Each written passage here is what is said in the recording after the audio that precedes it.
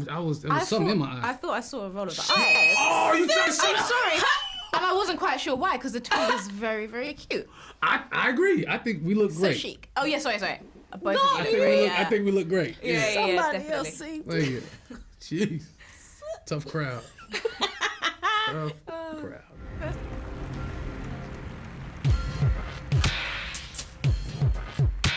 First of all, I'd love to say congratulations on the film. How are you both feeling? Oh, you know what? Thank you. We feel really good, actually. Tell me what you. I feel good too. Yeah, we feel good. You both feel good. Yeah, that people are going to get to see it, and especially overseas, how people are receiving it and what they can relate to, what they get from it. It's exciting to hear all the time. Yeah, Amazing. that's beautiful. It says that this is a deeply universal piece, and we want everybody to come sit at the table or fuss at the table Both in the probably, house yeah. of the Charles family. I don't want to be at that table. Come on, you've been at the table. And ideally to see it like with people. I think that's the best way to experience this film is like you need to see it with, if you can't, With family, like with people you care chosen about. family. Yeah. All that. But in this film, obviously the piano holds such sentimental and spiritual value. Do you guys actually have a personal family heirloom that also holds significant effect? I'm wearing it right now. I got my uncle's chain on, Uncle Woodson. He passed away. But the man he represented, I say this all the time, the kind of man that cut your grass, that can fix your house, tell you he loves you, give you a hug. That he's a real hero to me. And he would be I would hope that he'd be so proud of this I'm role. sure I was thinking about him deeply during this, while filming this. And I carry it with me every day. I got some hoops of my grandmother. You said jewelry, big on the jewelry. Yeah. Why are you laughing about the hoops of her It was grandmother? Did you not hear that delivery? I have some hoops I have of some my hoops from grandmother. my grandmother. Yeah. No, I love it. Wait, do you like it when I say it? I have some hoops from my grandmother. I was practicing because you guys are like, boy, really? Do it again. Really? Do it one more time. I got some hoops from my grandmother. Yo! Thank you. Fire! Should I be part of the film as well? Yeah, Charles family member right there. Thank you. Yes. And the film is set in 1936 and has strong themes including spirituality, legacy, and of course slavery. But how do you ensure that you stay mentally safe when having to take yourself back to such a hard period of time? Instagram? No, I'm just kidding. I'm kidding. We had a lot of joy on set. It was largely driven and fueled by my desire to pick on John David. Yeah, whatever the team needs. Whatever the team needs is what he lived with. I also fueled everyone with cake. Oh, yeah. As in yeah. you bake She baked, and you yes. brought it for everybody? Yes. Nice. It was on point. Is it what, different cake, different day? Different cake.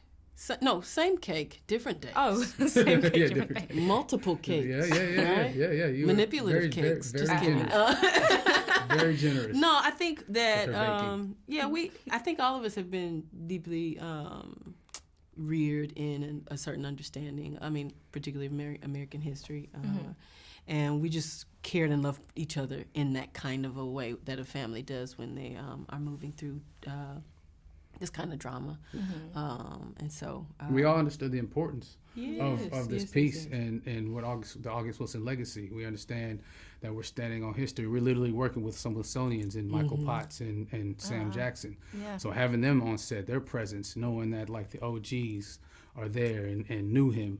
And gave us the okay, like, all right, we approve you guys to tell this story. That's a lot of that. There was comfort in that. I was emboldened as an artist to be at my best because we got sign off by them, you know. Nice, So that helps you with some of the places we have to go to create the story, but also knowing ultimately this is going to reach everybody, people across the pond, and how they're going to be affected by it. So. You deal with that stuff and it's harsh, but you know what you're doing it for. Yeah. No, the mission is exactly. clear. Yeah. I think your brother literally said that. The mission is clear. I said something about the mission. I think it might have been the mission is I clear. said something way smarter though, but yeah. And Danielle, you've portrayed emotionally complex women in films like Till and The Devil to Pay. So what is it about these roles that draws you in? And how do you approach playing such intense characters? Oh, I just like to fight. You said it out loud. I did. Yes! But do Oh my God, you didn't even know what you just did. Do you actually? Because Oh my gosh, you be I claiming am peacemaking actually this and that. the but- most tenderest there- chicken in the whole world. these are hard. No, they are hard. I mean, No, I think more so they are deeply tender people. They are, that comes out in a certain kind of way. You know, James Baldwin talks about rage. If you're Black in America in a certain way, you live with a certain rage. Otherwise you're driven insane. And so they are fighting for the things that are most dear to them. Yeah. That typically is family. And that's dear, that's critical for me in my life in the way that I move through the world. So I take that on and want to show the complexity of that experience. It's less just grief and literal fighting. It's a lot of things that it's not the most pivotal thing that is driving them. The thing that happens, right? The thing that everybody sees, the tears, the this, the that. It's everything that happens in between them. Because they would like to be soft. They would like to be, you know, at rest, right, in their lives at some point. And so the journey to get to at rest is what I think I'm moving through. So expect different things moving forward, yeah? Because I've exercised. Like a comedy. I was going to say, what, a musical maybe? Right, little song and dance. Little break dancing. Maybe not that. I mean, song and dance. We'll see. Everybody loves a musical. The Black Swan. You know? The Black Swan? Yeah. I took ballet. Don't play with me. Oh, see, I'm not playing. Nobody playing. No, we'll house, though. I mean, because I know how you...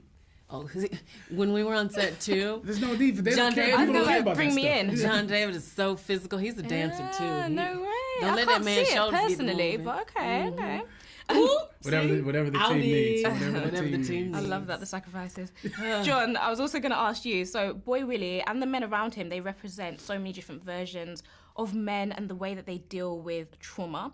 So how do you hope men and boys who watch The Piano Lesson will relate to this? That they have the power to change their situation. They have the power to build on their lineage, or the power to totally break away from something that, you know, is disparaging, that they're ashamed of, and they can be their own person. And I can relate to some of that stuff on both sides, and I think that is important, and what the power of film and performance can bring to somebody that watches, that loves and reveres film the way I do. Nice. Yeah. Well, honestly, it was amazing to watch. So thank you so much for speaking to me today. And also, it sounds like you had a really fun time on set as well. So I'm wow. Or maybe not. I had a great time. You know what I mean? Like, you know. Good. You're happy to be there. I'm Well, thank you so much. I freaking loved being on that set. It makes me sad that I'm not there anymore.